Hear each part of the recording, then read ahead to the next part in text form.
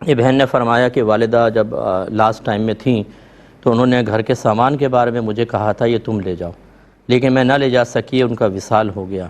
تو اب وہ میری ملکیت میں ہے یا وراثت ہے، دیگر ورثاء کو کوئی اعتراض بھی نہیں ہے۔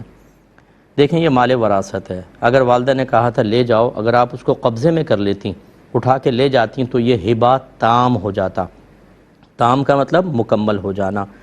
یہ سمجھ لیجئے کہ عربک میں گفٹ کو ہبہ کہتے ہیں، اور یہ اس وقت مکمل ہوتا ہے کہ جب جس کو کیا جائے وہ اس کو قبضے میں لے لے، اور مکمل ہونے کا مطلب یہ ہے کہ جس نے دیا مال اس کی ملکیت سے نکل کر سامنے والے کی ملکیت میں داخل ہو جاتا ہے، یعنی اب وہ مالک نہیں رہا، یہ مالک ہوگا۔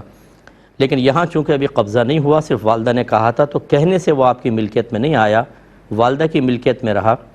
لہٰذا جب والدہ فوت ہوئی تو یہ مال وراثت ہے، اور مال وراثت بغیر تقسیم کے کوئی نہیں لے سکتا۔ اس میں صلح ہو سکتی ہے۔ صلح یوں ہوگی کہ مثلا جو گھر کا مال ہے آپ ورثاء سے کہیں ہم آپس میں طے کر لیتے ہیں، کچھ تم لے لو کچھ مجھے دے دو۔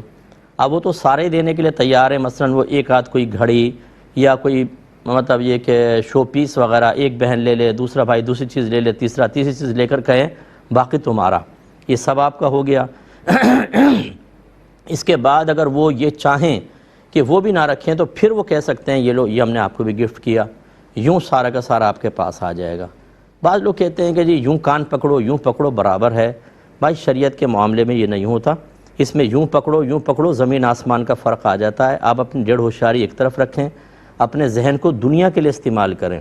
دینی تقاضے پورے کرنے کے لیے، چونکہ یہ مسائل عقل سے حل نہیں ہوتے، ہمارے نبی کریم صلی اللہ علیہ وسلم کے بتانے سے ان کا تعارف ہمارے سامنے آیا، ہم نے پہچانا ہی ان کے طریقہ کار کو نبی کریم کے قول سے ہی پہچانا ہے، تو ہم آپ کی عقل پہ نہیں چل سکتے، یہ تکلف کرنا ہی ہوگا۔ اس لیے جب تک مال تقسیم نہ ہو کوئی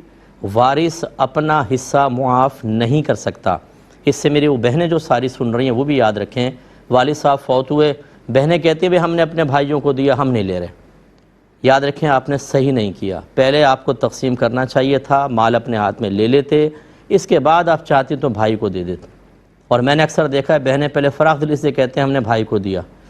حصہ بن رہا ہے مثلا 3 لاکھ، یہ بھائی ذرا 3 لاکھ کیش کروا کے گڈیاں لے کر بہن کے سامنے رکھ دے اور کہیں کہ یہ تمہیں دیا، لاؤ اب مجھے واپس کر دو۔ دیکھیے اس میں سے ایک آدھ گڈی تو بہن رکھی لے گی، اس کو ضرورت یاد آ جائے گی، بولی کہ 2 لاکھ چلو تم لے لو، ایک تو مجھے دے دو۔ جب وہ چیز سامنے آتی ہے نا تو نیتیں بدل جاتی ہیں،